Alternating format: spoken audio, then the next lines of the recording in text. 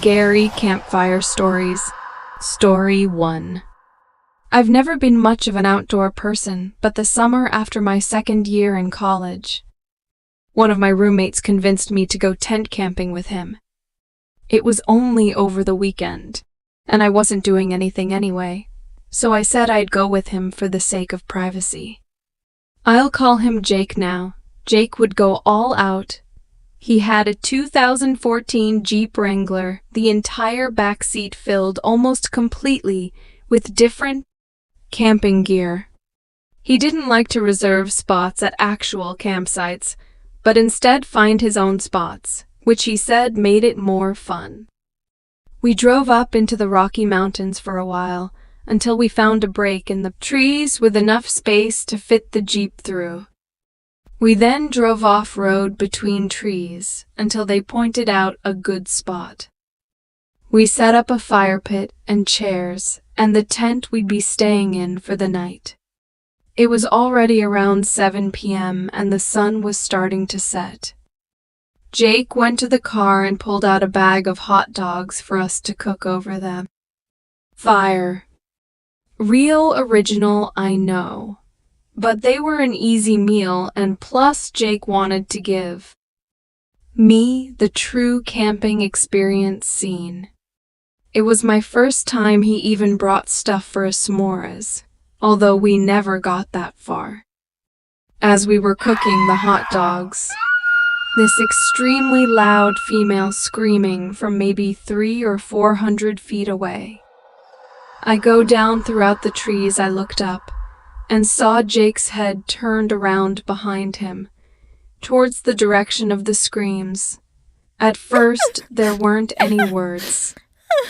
We could make out, but there was a help, a please, and a no, all of them sounding more desperate than the last, than the loudest, most terrifying scream was abruptly cut off mid-scream. Jake looked back at my direction. Look on his face was pure horror. As far as we knew, the closest man-made structure was the road, and even that was far away. No one should have been out here. Whatever it was that we just heard didn't even matter. We knew we needed to leave as fast as possible. We started frantically throwing things in the back of the Jeep. We stopped the still fully made tent inside as we closed the door. I tried calling 911 as we started driving back to the road. I had practically no service out there, but somehow still managed to get on the line with an operator. I did my best to explain what we heard, and they said they'd send out a trooper as soon as possible. They took us twice as long to get back to the road just because this time we couldn't see anything. Finally, we saw on the pavement and stopped for a second. We didn't know if we should wait for the cops or not. That's when we saw a figure walking out from the trees in front of us. He was wearing jeans with an all-black sweatshirt, the hood covering his face.